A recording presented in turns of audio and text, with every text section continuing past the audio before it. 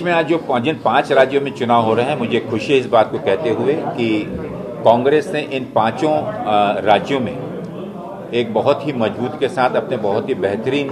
और मजबूत उम्मीदवारों को पेश किया है लोगों का विश्वास हासिल करने के लिए। और निश्चित रूप से इन 5 राज्यों में कांग्रेस की पोजीशन काफ़ी मजबूत है, जिस पर अगर मैं कहूं तो आधिकारिक रूप से मैं कह सकता हूं कि उत्तराखंड, गोवा, पंजाब और मणिपुर, इन सभी राज्यों में हम बहुत अच्छी स्थिति में हैं और पूरी पॉसिबिलिटी शक्यता है कि हम वहां कांग्रेस की सरकार बनाएंगे। बदलाव का माहौल है और इन सभी राज्यों में, 5 राज्यों में वहां की जनता बदलाव चाहती है और कांग्रेस की तरफ काफ़ी आशा और उम्मीद के साथ देख रही है। और इस अवसर पर हमारा संगठन, हमारे वहां पर कार्यरत नेतागण और साथ ही साथ हमारे हर एक उम्मीदवार की ताकत मिलकर उस बदलाव का हम को सही रूप में हम परिवर्तित करेंगे। और आने वाले 10 मार्च को आप देखेंगे कि इन 5 राज्यों में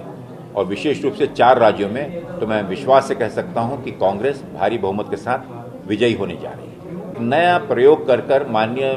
प्रियंका गांधी जी के नेतृत्व में जो मेहनत की गई, जो अलग अलग विषयों को लेकर आंदोलन किए गए, चाहे वो महिलाओं पर हो रहा उत्पीड़न हो, चाहे हमारे पिछड़े वर्ग के लोगों पर किया गया अत्याचार हो, चाहे सरकार की गलत नीतियां हों, यहाँ या धर्म और के नाम पर फैलाया जा रहा उन्माद हो, इन सभी के मुकाबले में माननीय प्रियंका जी ने जो संघर्ष किया है और साथ ही पूरे देश में पहला प्रयोग किया है कि देश की जो आधी आबादी है महिलाओं की, महिला शक्ति की, उसको एक प्राधान्यता देने का जो एक सफलतम प्रयत्न किया है, तो हमें पूरी आशा और उम्मीद है कि वहां पर हम एक बहुत अच्छा प्रदर्शन करेंगे और आने वाले समय में आप देखेंगे कि वोटों की संख्या में भी बढ़ोतरी होगी और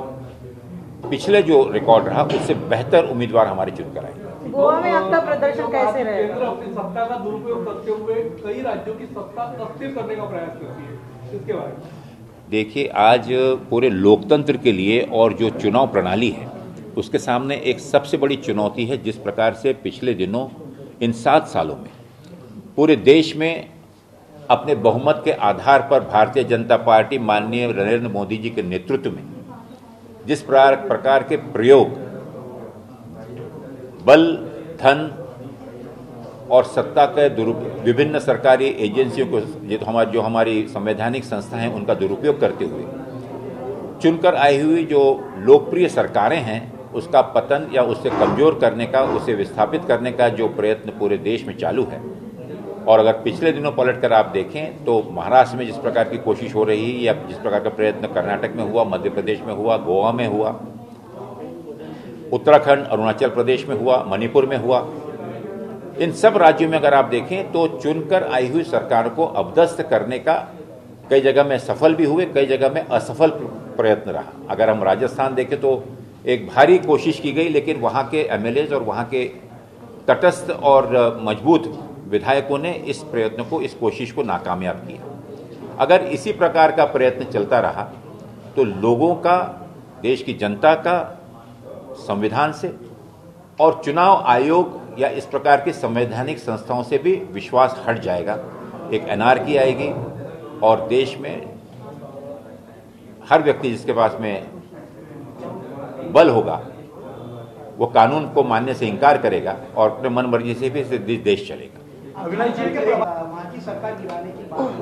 की गई, नागपुर कनेक्शन की बात इसमें नागपुर कनेक्शन साथी का था, बीजेपी के कुछ लोग यहाँ के नागपुर के थे क्या?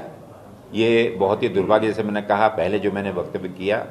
उसी का है कि ये बहुत दुर्भाग्य है और एक प्रयत्न निश्चित रूप से मुझे भी मालूम पड़ा कि प्रयत्न चालू है। वहाँ पर गठबंधन की सरकार है जहाँ पर कांग्रेस, जेएमएम और राष्ट्रीय जनता दल,